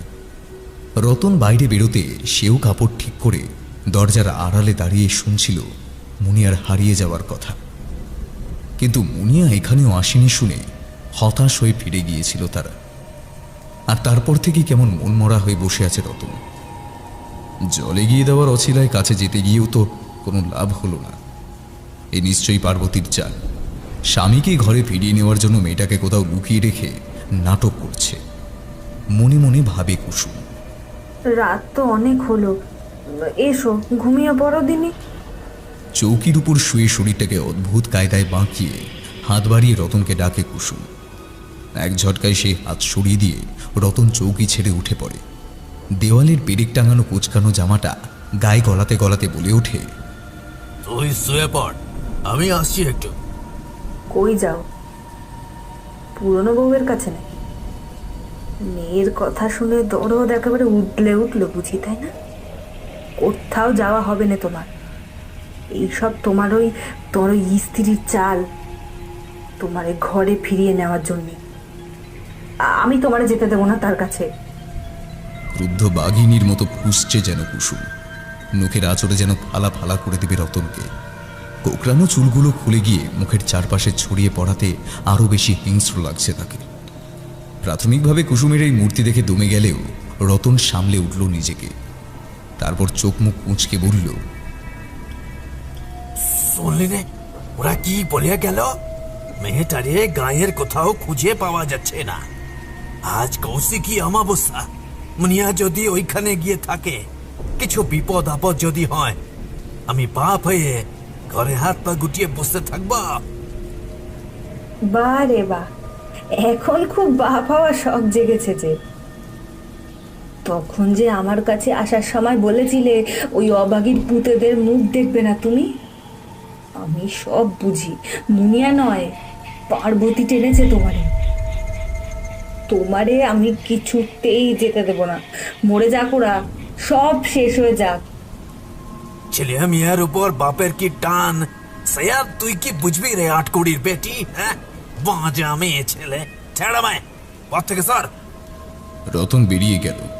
কুড়ে ঘরের মেঝেতে স্তব্ধ হয়ে বসে রইল কুসুম। রতনের বলে যাওয়া কথাগুলোর অনুরণন হতে লাগলো তার কানে। ক্রমশ সেই শব্দ বাড়তে লাগলো। ঘরের চারপাশ থেকে অনেকগুলো কণ্ঠ যেন কুসুমের দিকে আঙুল তুলে বলতে লাগলো, বাজা মেয়ে ছেলে। ক্রমাগত আসা সেই শব্দ কুসুম সহ্য করতে না পেরে কানে হাত চাপা দিল। বাইরে ঝড় থেমে গেছে, কিন্তু কুড়ে ঘরের ভেতরের ঝড় এখনো থামেনি। সমস্ত ঘরের জিনিস এলোমেলো হয়ে রয়েছে। এক করে নিজের পুজো হয়ে যাওয়া শরীরটা নিয়ে ঝুঁকে বসে রয়েছে বুড়িমা, পাতালকোটের ডাইনি। কোনো এক সময় যার নাম ছিল ঝর্ণা, এখন সেই নামটাই ওর নাম ধরে ডাকার মানুষটার সাথে হারিয়ে গিয়েছে। তার বদলে এসেছে নতুন নাম, ডাইনি বুড়ি। অবশ্য ভুল কিছু তো বলে না তারা। গত 7 বছর ধরে এই কৌশিকী অমাবস্যার দিনে তার শরীরে অদ্ভুত এক পরিবর্তন আসে। এই কুজো হয়ে যাওয়া শরীরে কোথা থেকে যেন এসে ভর করে এত শক্তি। একটা ঘোরের মধ্যে দিয়ে কেটে যায় যেন রাতটা, কিছুই মনে থাকে না পরের দিন। প্রথম যখন এমনটা হয়েছিল সে আজ বেশ কিছু বছর আগেকার কথা।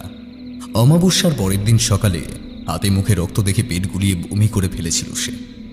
সব ঘটনা মনে করার জন্য দেওয়ালে মাথা ঠুকে মাথা ফুলিয়ে ফেলেছিল, কিন্তু স্মৃতি তাকে সাহায্য করেনি। টানা 2 দিন না খেয়েছিল সে। পরে 2 বছর একই ঘটনার পুনরাবৃত্তি ঘটেছিল। ততদিনে এই ঘটনাকে সে ভগবানের তার জীবনে দেওয়া আরও একটা অভিশাপ বলেই মেনে নিয়েছিল সে। 4র্থ বছরে এসে একটা সন্দেহের বীজ রোপিত হয়েছিল মনে। প্রথম যখন মঙ্গলকে এই পরিত্যক্ত জায়গা থেকে বেরোতে দেখেছিল, কিন্তু তবু সব সন্দেহে নিরসন ঘটানোর জন্য তার পিছন পিছন গায়ের ভিতরে প্রবেশ করেনি। হতেও পারে ওদের কথাই ঠিক, নিজের অজান্তেই সেই হয়তো হয়ে উঠেছে গায়ের লোকের ত্রাস। তার দৃষ্টিতে শুকিয়ে যায় ছোট ছোট ছেলে মেয়েদের শরীরের সব রক্ত। এমনি করেই কাটল আরো 2 বছর। গোল বাঁধল গত বছরে। নিজেকে সে আবিষ্কার করলো অন্য এক কুটিরে, হাত মুখ ভর্তি কাঁচা রক্ত মাখা অবস্থায়। তাকে ঘুরে রাখবার মন্ত্রটা বোধহয় ঠিক করে কাজে লাগাতে পারেনি মঙ্গল। বুড়িমার ঘোর যখন কাটল তখন তার হাত ভর্তি রতুর কুচি মাথার ঘিলুতে, অন্য হাতটা তখনও খুবলে চলেছে মৃত শরীরের পেটের কাছটায়। নিজের সরু কঞ্চির মতো আঙুল দিয়ে চেপে ধরেছিল মঙ্গলের গলা। নিজেকে ডাইনি বুড়ির খপ্পর থেকে মুক্ত করে নিষ্ঠুরের মতো হেসে মঙ্গল বলেছিল,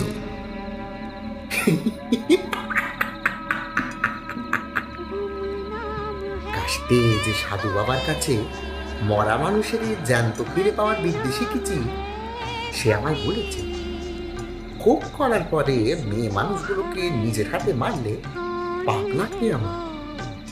অন্য কাউরে বশ করে এই কাজগুলো করাতে তা গায়ে তুমি থাকতে আর কারে দিয়ে এই কাজ করাতাম বলো?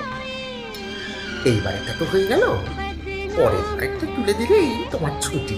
বলি শয়তানের মতো হাসছিল মঙ্গল। টলতে টলতে নিজের ঘরে ফিরে এসেছিল বুড়িমা। পণ করেছে অজান্তে এতদিন যে পাপ করে এসেছে আর তার পুনরাবৃত্তি হতে দেবে না। মরা মানুষ একই রূপে জগতে ভগবানের অনিচ্ছায় ফিরে এলে যে সব ওলটপালট হয়ে যাবে, প্রকৃতি কেন মেনে নেবে তার উপর হওয়া এই অত্যাচার? না না, কিছুতেই মঙ্গলের ফাঁদে আর পা দেবে না বুড়িমা। কিন্তু শরীরটা আজ আবার শত্রুতা করছে, ঠিক গত 7 বারের মতো। না না, নিয়ন্ত্রণ হারাবে না সে, যাবে না ওর কুটিরে। কিন্তু তাও উঠে দাঁড়াচ্ছে বুড়িমা, নিজের ইচ্ছের বিরুদ্ধে নিজের শরীরটা নিয়ে উঠে দাঁড়াচ্ছে। অনিচ্ছা সত্ত্বেও এক পা করে এগিয়ে যাচ্ছে। নিজের ঘর দেওয়া জঙ্গলে উঠোন পেরিয়ে সে এগিয়ে যাচ্ছে মঙ্গলের কুটিরের দিকে। হাতের আলতো চাপে শব্দ করে খুলে গেল দরজাটা। ওটা কি করছে পিশাচটা? এই কচি মেয়েটাকে এত চেনা লাগছে কেন? এই মেয়েটাই কি বিকেলে তার ঘরে এসেছিল?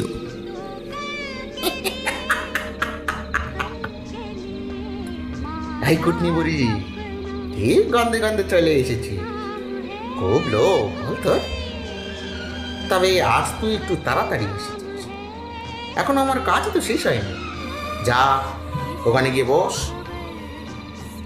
দরজা খুলে বুড়িকে ঢুকতে দেখে মুনিয়ার দিক থেকে চোখ সরিয়ে বুড়িকে নির্দেশ দেয় মঙ্গল।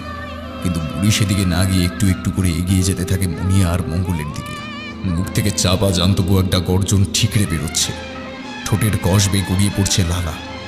মুনিয়া যেন ভয় পেতেও ভুলে গিয়েছে, এক দৃষ্টে তাকিয়ে রয়েছে কিছুক্ষণ আগের দেখা সেই স্নেহময়ী নারীর বিভৎস রূপের দিকে। এখন না, এখন আমার কাজ শেষ হয়নি। কিন্তু বুড়িমার তাতে কোনো ভাবান্তর হয় না। সে হিংস্রভাবে এগিয়ে গিয়ে নিজের সাঁড়াশির মতো আঙুল দিয়ে চেপে ধরে মঙ্গলের গলা। এই বৃদ্ধ শরীরে কোথা থেকে এলো এত শক্তি? বুড়িমার এই পরিবর্তনে অবাক হয়ে যায় মঙ্গল। বিস্ফারিত চোখ মেলে তাকিয়ে থাকে তার দিকে। করে কি দেখছিস মেয়ে? পালা পালা এখান থেকে। বুড়িমার কথায় হুঁশ ফিরে পায় মুনিয়া। তাড়াতাড়ি উঠে পড়ে মেঝে ছেড়ে। এই বুড়ি, কি করছিস তুই? এইভাবে সম্পন্ন হয়ে আসা কাজ বন্ধ করছিস? জানিস কি হবে? সাধু বাবা খুব রেগে যাবে, সব ছাড়খাড় হয়ে যাবে, শ্মশান হয়ে যাবে এই গ্রাম। যে পাপ তুই শুরু করেছিস আর শেষ করছি আমি। এইভাবে কাউকে ফিরিয়ে আনা যায় না। প্রকৃতি রেগে গিয়ে সব সারখার করে দেয়। সে চলে গেছে, তাকে আর ফিরিয়ে আনতে নেই। এক জোয়ান পুরুষকে কবজা করতে বেশ বেগ পেতে হচ্ছে বুড়িমাকে। মুনিয়া চলে যেতে গিয়েও দরজার কাছে দাঁড়িয়ে ওদের কথা শুনতে লাগলো। এখন এসব বলে কিচ্ছু হবে না বুড়ি, বরং যদি এখন এসব বন্ধ হয় তবে এই গ্রামের কেউ বাঁচবে না, কেউ বাঁচবে না। আই মনিয়া, তুই কোথায় যাচ্ছিস? ফিরে আয়, ফিরে আয় বলছি। কি ভাবছিস তুই পালিয়ে গেলেই বেঁচে যাবি? তোর মা ভাই কেউ বাঁচবে না, কেউ বাঁচবে না। ফিরে আয়। মুনিয়ার পা ওখানেই আটকে যায়। মা ভাই মরে যাবে, শুধু মুনিয়া বেঁচে থাকবে একা। তবে একা বেঁচে কি হবে মুনিয়ার? ও বরং ফিরেই যাক। মঙ্গল কাকার যা ইচ্ছে তাই করুক, অন্তত মা আর তার ভাই তো বেঁচে থাকবে। ওর কথা শুনিস নে রে মেয়ে, তুই পালা। বুড়িমা চিৎকার করে কথাটা বলেই ধাক্কা দিয়ে মঙ্গলকে ফেলে দিল ধুনির আগুনে। দাউ দাউ করে জ্বলে উঠল সে আগুন। কেউ বাঁচবে না, কেউ বাঁচবে না। ডাইনির খপ্পর থেকে ফিরে গিয়েও কেউ বাঁচবে না। ওর সাথে থাকা কেউ বাঁচবে না। অভিশাপ লাগবে সকলের, অভিশাপ। পড়ক লাগবে গায়ে, পড়ক।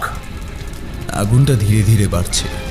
মুনিয়ার গায়ে সে আগুনের তাপ এসে লাগছে, তবু সে ওই জায়গা থেকে নড়তে পারছে না। ঘর থেকে বেরিয়ে রতন প্রথমে ঠিক করতে পারল না কোথায় খুঁজবে মেয়েকে। সবাই তো সব জায়গা খুঁজে নিয়েছে, নতুন করে তো ওর দেখার কিছু নেই। এখন একটাই জায়গা বাকি আছে, ডাইনির থান। ওখানে গেলে কি পাবে মেয়েটাকে? কিন্তু ওই জায়গায় তো দিনে মনে কেউ যায় না। একা রতন যাবে কি করে? ভয়ে বুকের ভেতরটা ছমছম করে উঠল রতনের। কিন্তু চোখের সামনেই তারপরেই মেয়ের অসহায় মুখটা ভেসে উঠল। বড় ভালোবাসত মেয়েটা তাকে, সারাক্ষণ পাই পাই করত। আর রতন কিনার শরীরই সুখের লোভে সব ভুলে চলে গেল। এমন বেইমান সে। চোখ থেকে নেমে আসা জলটা মুছে নিয়ে ডাইনির থানের দিকে পা বাড়ালো রতন। কেউ না যাক, মেয়ে যদি তার এখানেই থাকে, সে নিজেই তাকে খুঁজে নেবে। দ্রুত পায়ে হাঁটতে থাকে রতন। চারিদিক থেকে ঝিঝি পোকার ডাক ভেসে আসছে। দূরে অত আলো কিসের? আগুন লেগেছে নাকি? রতন দৌড়ে সেদিকে যায়। দাউ দাউ করে জ্বলছে ঘরটা, আর তার সামনে স্থির হয়ে দাঁড়িয়ে রয়েছে মুনিয়া। আগুন প্রায় তাকে স্পর্শ করেই ফেলেছে। রতন আর দ্বিতীয়বার ভাবে না। এক হ্যাঁচকা টানে মেয়েকে বের করে নিয়ে আসে, আর তার সাথে সাথেই বিকট শব্দ করে ঘরটা ভেঙে পড়ে। একটা জ্বলন্ত টুকরো এসে পড়ে রতনের পিঠে। মুনিয়াকে আড়াল করে রাখে সে। একটা আচরও সে মেয়ের গায়ে লাগতে দেবে না। বাবা! ফুপিয়ে কেঁদে উঠে বাবাকে জড়িয়ে ধরে রতনের বাপ সোহাগিনী। কিন্তু রতনের সারা শরীরে বড় দ্রুত ছড়িয়ে পড়তে থাকে আগুন। তুই যা মুনিয়া, পালা! মুনিয়া! তুই যা। যন্ত্রণায় বিকৃত হয়ে ওঠা মুখে বলে রতন। বাবা। রতন এবার সামনের দিকে ঠেলে দেয় মেয়েকে। একা কিছু করে উঠতে পারবে না বুঝেই মুনিয়াকে সবাই ডেকে আনার জন্য গায়ের দিকে ছুট লাগায়, কিন্তু তার আগে আগুনের লেলিহান শিখা গ্রাস করে নেয় রতনকে। একই আগুনে পুড়ে ছাই হয় মঙ্গল, রতন, বুড়িমা আর মঙ্গলের বোন বাতাসে। মুনিয়া জানতে পারে না, বাবাকে বাঁচানোর তাগিদে সে ছুটতে থাকে। কত দূরে আর কত দূরে চণ্ডীবন্ড।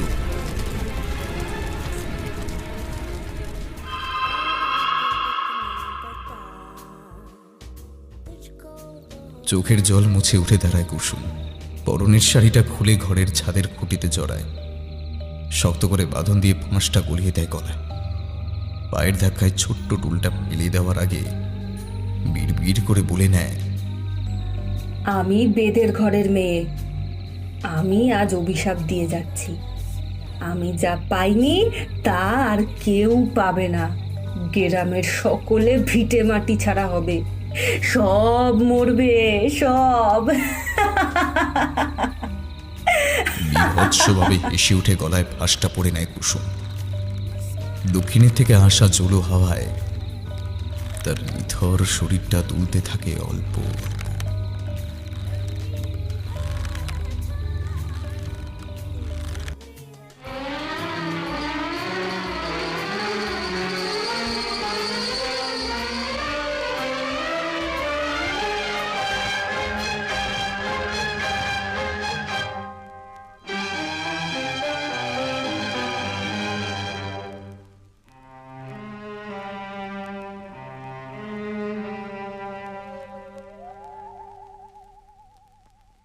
गुमनाम है कोई,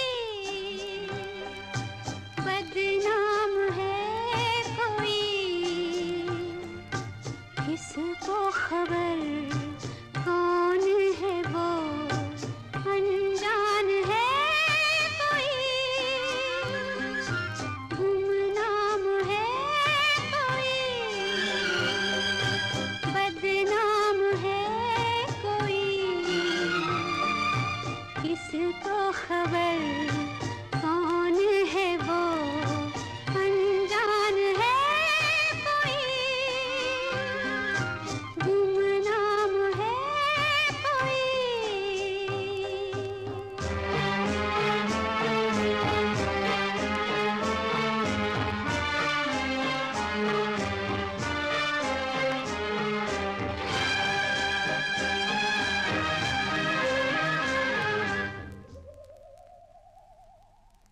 किसको समझे हम अपना, कल का नाम है एक सपना।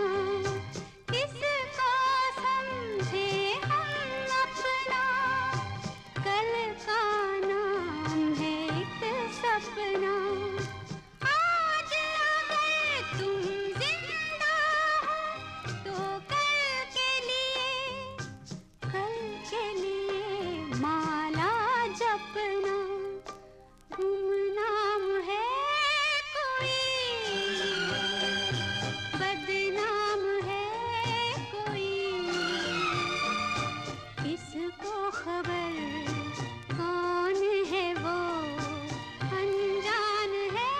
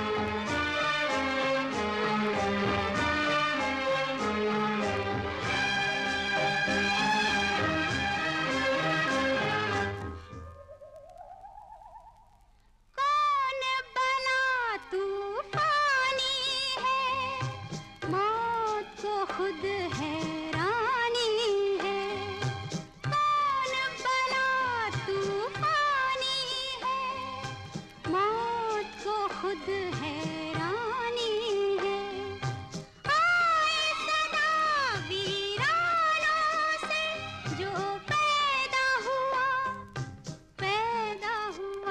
वो फानी है। गुमनाम है कोई, बदनाम है कोई, किसको खबर कौन है वो, अनजान है कोई। गुमनाम है कोई, बदनाम है कोई, किसको खबर कौन है वो, अनजान है कोई। गुमनाम है कोई।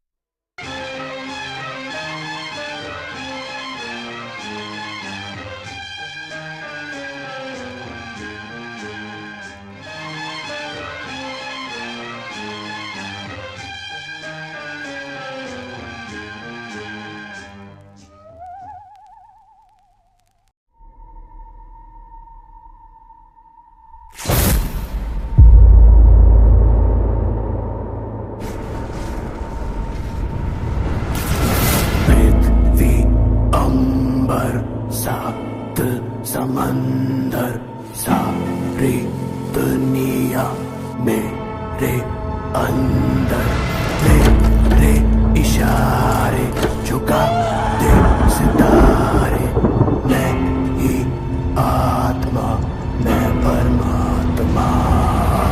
पृथ्वी अंबर सात समंदर सारी दुनिया मेरे अंदर, मेरे इशारे झुका दे सितारे, मैं ही आत्मा मैं परमात्मा।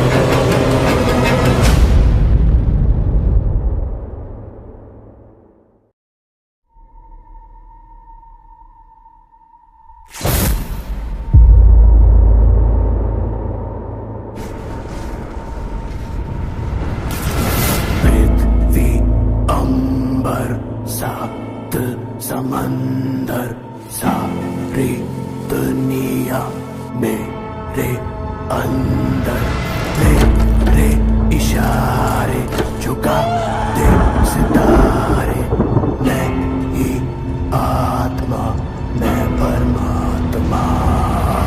पृथ्वी अंबर सात समंदर सारी दुनिया मेरे अंदर, मेरे इशारे झुका दे सितारे, मैं ही आत्मा मैं परमात्मा।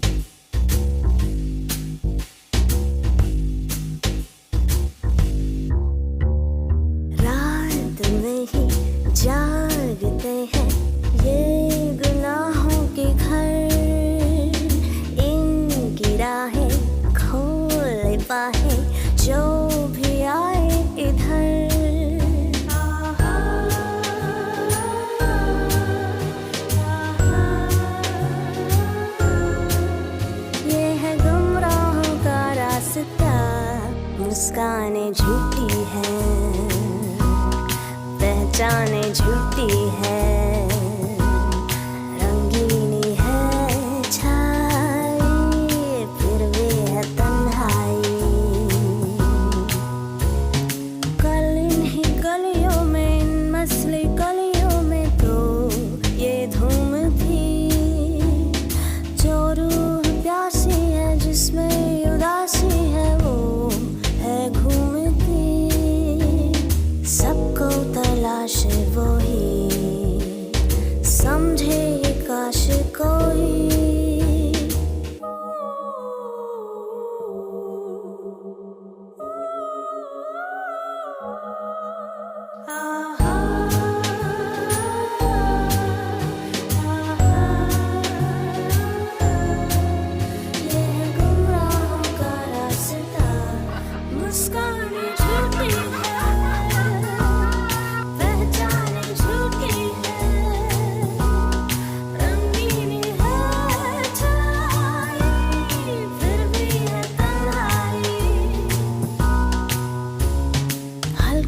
उजालों में हल्के अंधेरों में जो एक राज है, क्यों खो गया है वो, क्या हो गया है कि वो नाराज है।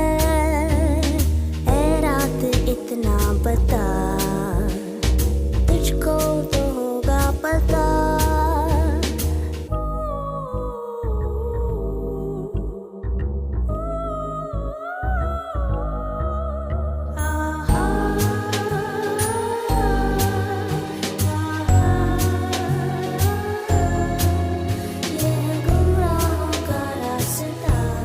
मुस्काने झूठी है,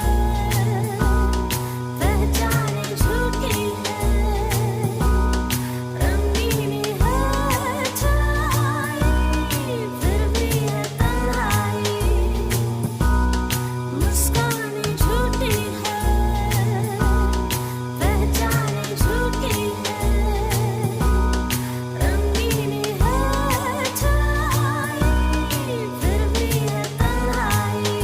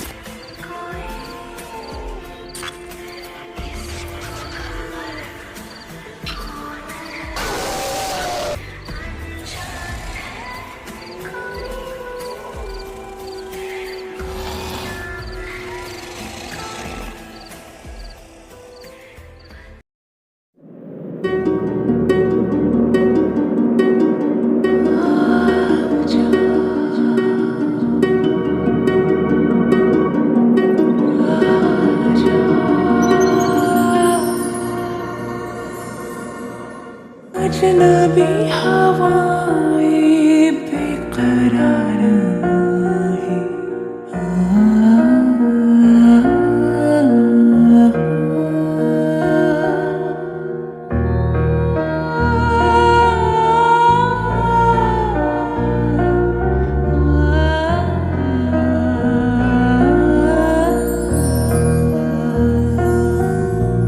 अजनबी हवाएं बेकरार आई, तेरे ही